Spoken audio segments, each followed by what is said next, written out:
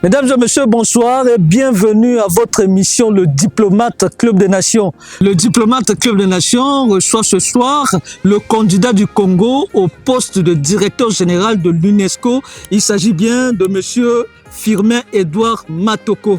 Avec lui, nous allons parler de son programme. Nous allons aussi aborder les enjeux de cette élection pour le Congo et pour lui personnellement. Mesdames et messieurs, bienvenue à votre émission Le Diplomate Club des Nations.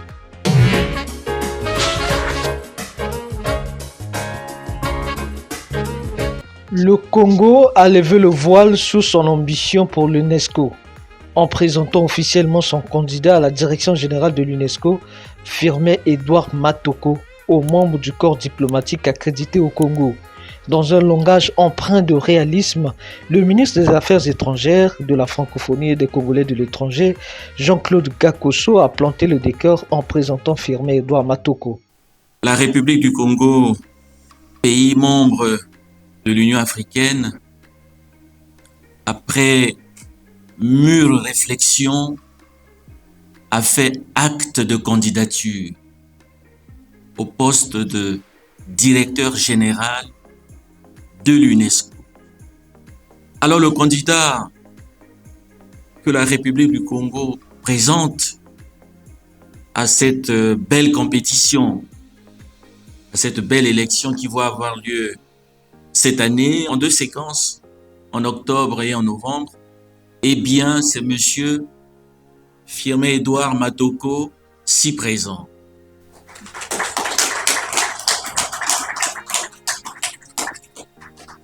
Un homme de grande humilité, ça se lit même sur son visage.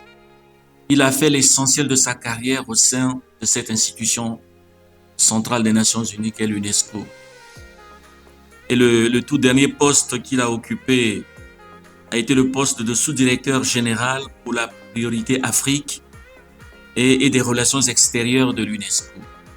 Son parcours comme sous-directeur général chargé de la priorité Afrique et des relations extérieures pour l'UNESCO, ainsi que sa connaissance approfondie des mécanismes de l'institution et évidemment la confiance que lui accorde son pays d'origine, la République du Congo. Il a vraiment le background, comme disent les anglo-saxons, il a le cursus qu'il faut pour prétendre à cette responsabilité. Firmin Edouard Matoko, un nom qui n'est plus à présenter dans les couloirs de l'UNESCO. Avec plus de 30 ans au service de l'institution, dont de hautes fonctions exercées avec rigueur et sens du dialogue, il est l'incarnation d'une diplomatie discrète mais efficace. Dans son propos, l'homme a mêlé hauteur de vue et humilité, exposant une vision articulée autour de 5 axes: éducation inclusive, science pour la paix, diversité culturelle, patrimoine commun et coopération sud-sud réinventée. J'ai passé 35 ans de ma carrière, du plus petit échelon au plus grand échelon aujourd'hui, je dirais, au sein de cette institution. Pas seulement dans les services centraux, mais dans tous les continents.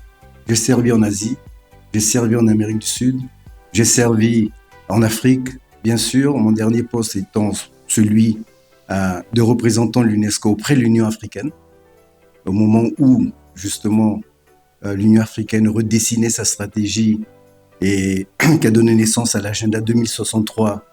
J'ai eu l'honneur d'être dans le groupe de Sherpa des Nations Unies qui a accompagné l'équipe de Madame Zuma dans l'élaboration de l'agenda 2063, ce qu'on a appelé le Majdala Africa.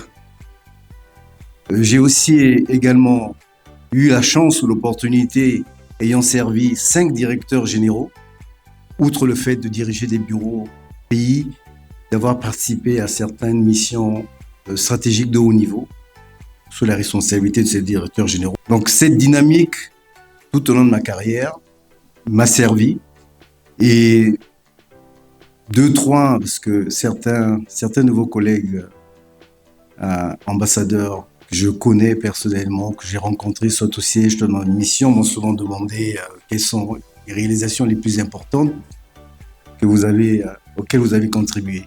J'ai été le premier fonctionnaire de l'UNESCO à sillonner l'Irak 1 mois après la première guerre du Golfe pour reconstruire le système éducatif. Nous étions juste 3 Africains. Et si certains d'entre vous ont ce souvenir, grâce à cette mission de reconstruction du système éducatif, à Mossoul, Erbil, Bassora, Bagdad bien sûr, nous avons mis en place le premier programme Oil for Food for Oil, qui a existé pendant une dizaine d'années pour reconstruire le système éducatif. J'ai également été des équipes de M. Federico Mayor, qui avons mis en place les premiers programmes d'éducation à la paix et de culture de la paix au El Salvador, après les accords de paix, au Guatemala, en Haïti, les premières transitions démocratiques. Alors, juste pour vous dire que mon expérience est vaste au sein de l'UNESCO, et je revendique cette expérience depuis 30 ans, et c'est l'une des raisons qui motive ma candidature.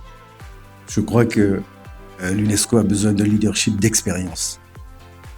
Nous n'avons pas, et c'est pas moi qui le dis, nous n'avons pas le temps de nous asseoir sur les dossiers, comprendre comment fonctionne l'organisation pour apporter les premières réformes qui s'imposent. Dans ce sens, vous êtes tous certainement et bien sûr au courant des réflexions qui sont menées au niveau des Nations Unies pour réformer le système. C'est des États membres qui le demandent. La réflexion sur le UN 80, la réflexion sur le pacte pour l'avenir, la réflexion sur l'utilité d'avoir des agences disloquées sur le terrain. Toutes ces réflexions font partie des chantiers que je voudrais mettre en place si, par bonheur, je suis élu directeur général.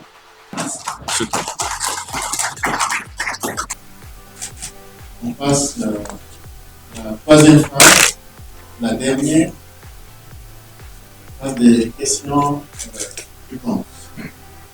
On ne va pas enregistrer les questions. Celui qui a sa question la pose et le candidat répond. Dans le langage feutré de la diplomatie, les symboles comptent autant que les mots. Et c'est justement à ce sujet d'équilibre que Firmin Matoko a répondu sans détour aux préoccupations posées par ses hôtes du jour.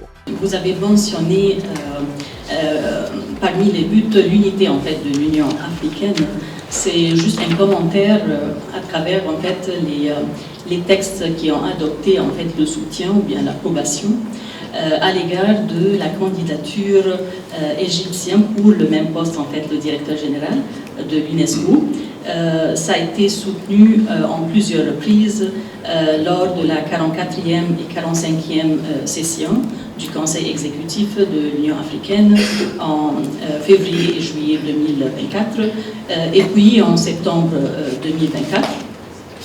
Aussi, juste hier, une note verbale a été circulée lors de la commission de l'Union africaine pour toutes les missions à Addis Ababa pour demander en fait le soutien pour le candidat de l'Afrique, en fait, le soutien pour le candidat égyptien.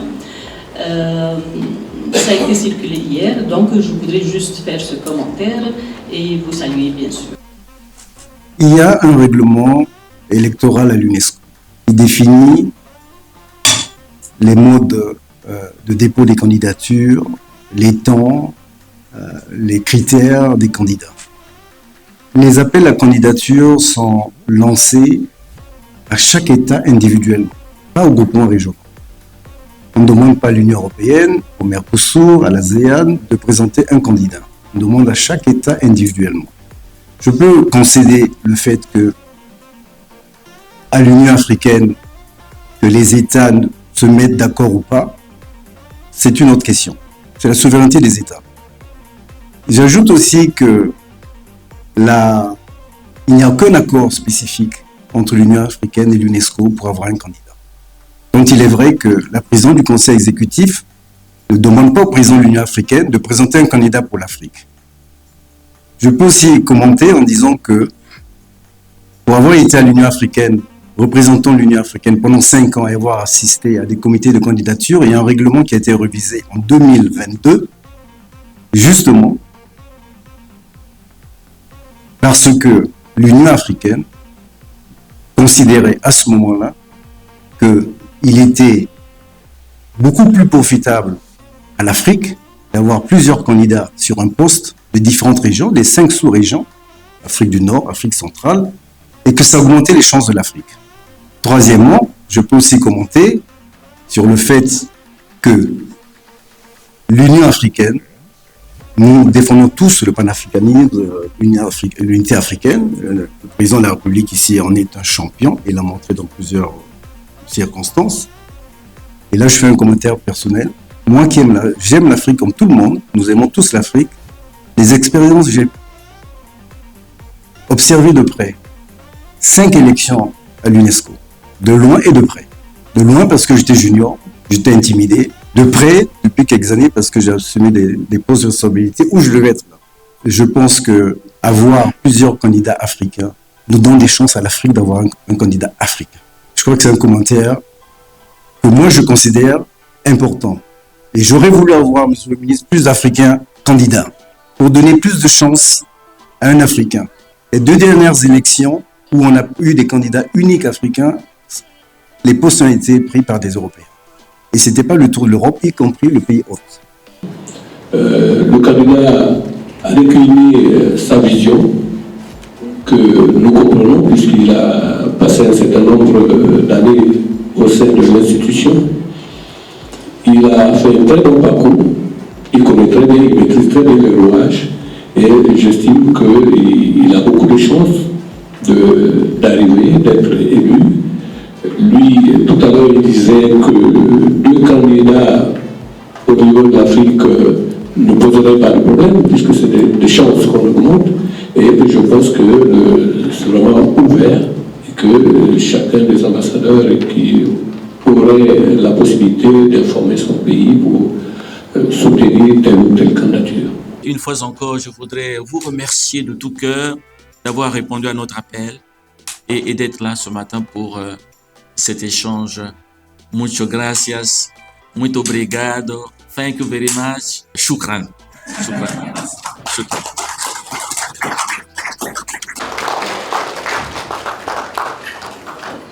Dans la course à la direction générale de l'UNESCO, le Congo joue donc sa carte. Une carte sérieuse, expérimentée et portée par une ambition continentale. Reste à la communauté internationale de trancher avec le poids des intérêts, mais aussi celui des convictions.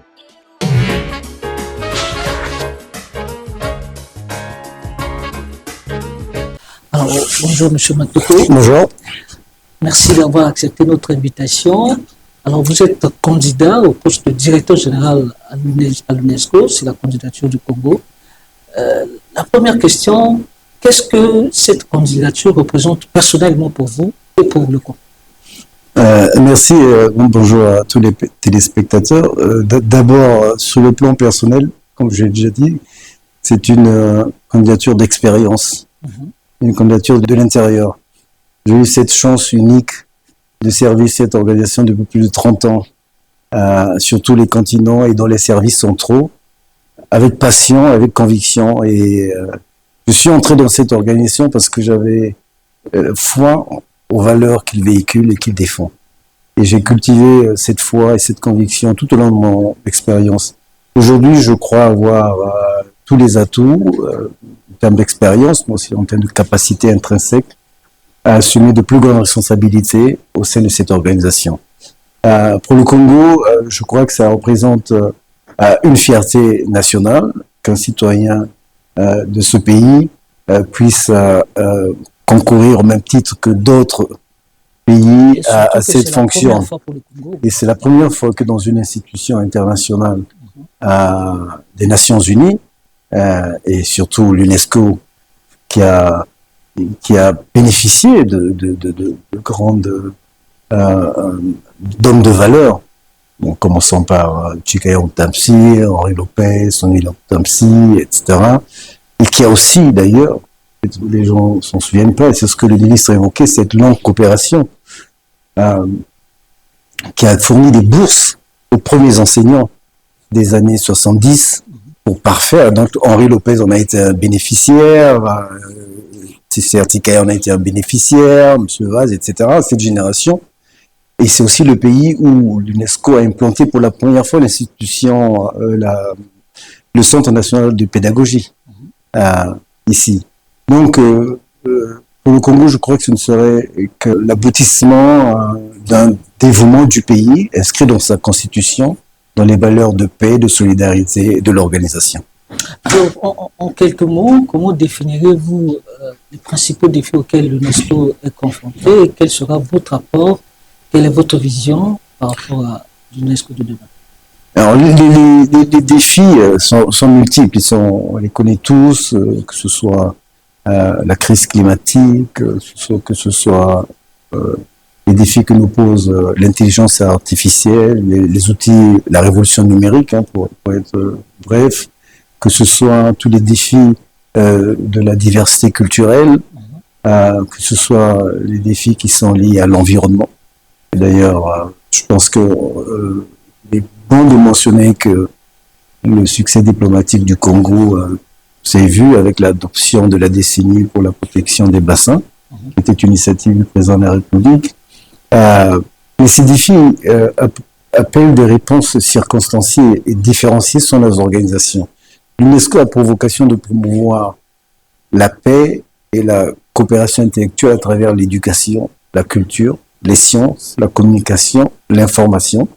Ce sont aussi bien les sciences dures que les sciences sociales. Et donc c'est à travers tous ces domaines que nous contribuons à relever ces défis. Sur le changement climatique, par exemple, nous avons et nous continuerons à développer des programmes d'éducation auprès des jeunes à la préservation de l'environnement, pour dire en court terme, l'éducation au développement durable, pour faire face à la crise climatique, comprendre l'environnement, vivre avec la nature. Peut-être le plus grand défi, c'est cette conciliation, parce que dans cette planète, il n'y a pas que des femmes et des hommes, il y a d'autres êtres vivants, et c'est faire cette réconciliation entre la nature et le vivant. Par la culture, ce sont les patrimoines, les sites du patrimoine. Et j'aimerais qu'ici au Congo, en Afrique, on ait beaucoup plus de sites du patrimoine culturel, que ce soit tangible ou intangible. On a parlé de la Roma, on a parlé dans la région Afrique centrale du royaume du Bas-Congo, qui a été reconnu comme site. On aimerait avoir plus le royaume de Luango, le royaume Téké, etc. Tous ces sites qui rappellent l'identité culturelle et l'histoire de notre pays. À partir du moment où ils sont classés sites du patrimoine mondial, ils deviennent universels. Ils n'appartiennent plus aux Congolais. Et c'est ce qui fait rayonner aussi des pays qui ont ces sites à travers le monde. Vous connaissez certainement la Libella, Aksum, certainement. L'Éthiopie rayonne à travers ces sites du patrimoine mondial. Vous connaissez le Machu Picchu au Pérou. Le Pérou rayonne à travers cette civilisation Inca. Vous connaissez Angkor Wat au Cambodge, certainement, etc. Ici, en Afrique, on a très peu, mais vous connaissez le temple d'Abou Simbel, qui est l'une des plus grandes réalisations en Égypte de l'UNESCO. Voilà, je pense que le Congo a besoin de valoriser ce patrimoine-là, et probablement, en arrivant à la direction générale, on portera un regard particulier sur ces sites-là. Au cours du briefing, vous avez aussi mis un accent particulier sur le financement qui pose problème aujourd'hui à l'UNESCO. Alors, il pose pas problème à l'UNESCO seulement, il pose problème à tout le monde entier, je crois. La question du financement, que ce soit des organisations intergouvernementales, des organisations non gouvernementales qui travaillent sur le terrain.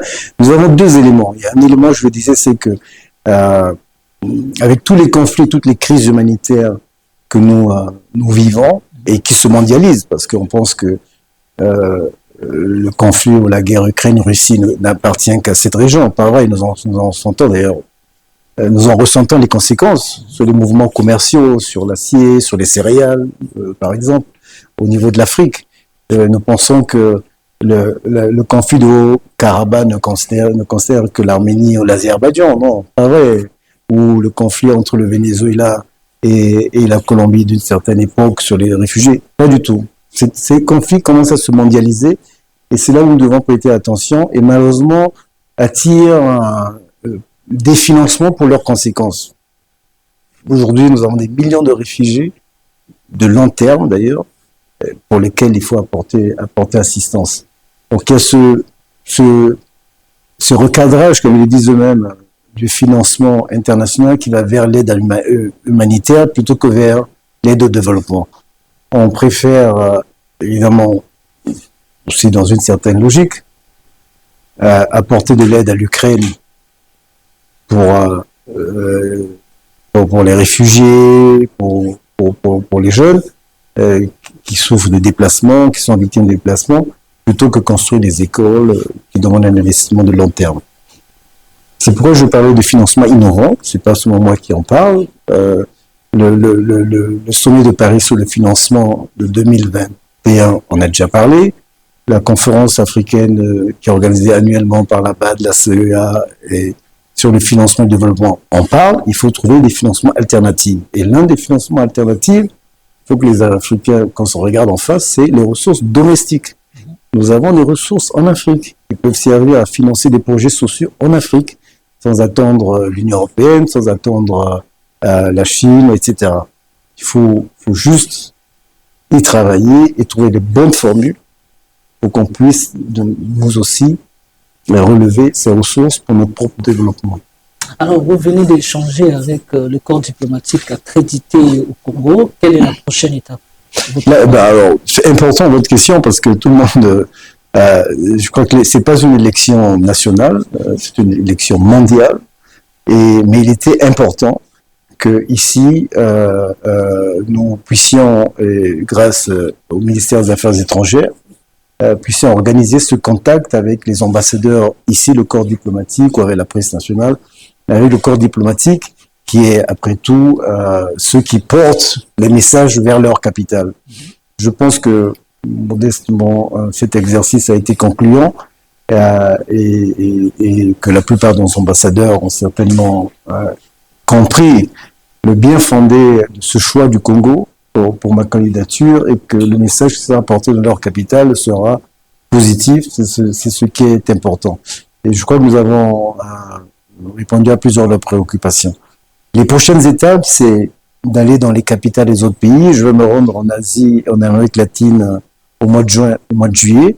Nous avons une trentaine d'électeurs, de pays électeurs, parce qu'on parle de pays qui sont membres du Conseil exécutif et qui élisent. Ils sont 58 États membres, donc 13 en Afrique, le plus grand nombre en Afrique, 13 en Afrique. Donc c'est parcourir les capitales des différents pays, rencontrer les autorités. Donc le réseau diplomatique va être mobilisé dans ce sens-là pour les rendez-vous et présenter, faire le même exercice et convaincre que notre candidature est la meilleure candidature pour l'organisation.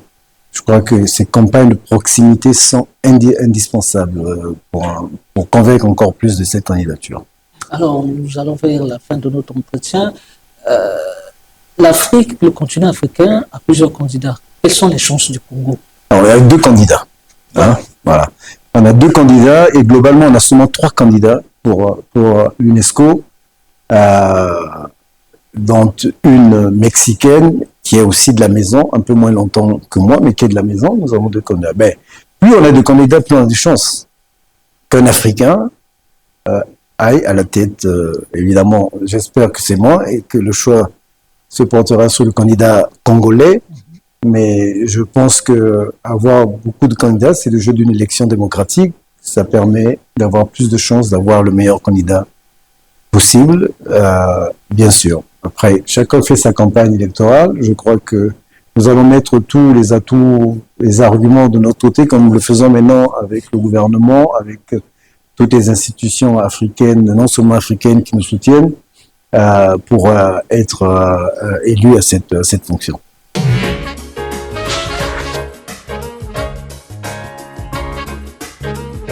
Mesdames et messieurs, c'est la fin de cette émission. Merci à vous de nous avoir suivis. Nous avons reçu au cours de cette émission le candidat du Congo pour le poste de directeur général de l'UNESCO. Avec lui, nous avons parlé de son programme, nous avons parlé des enjeux de cette élection.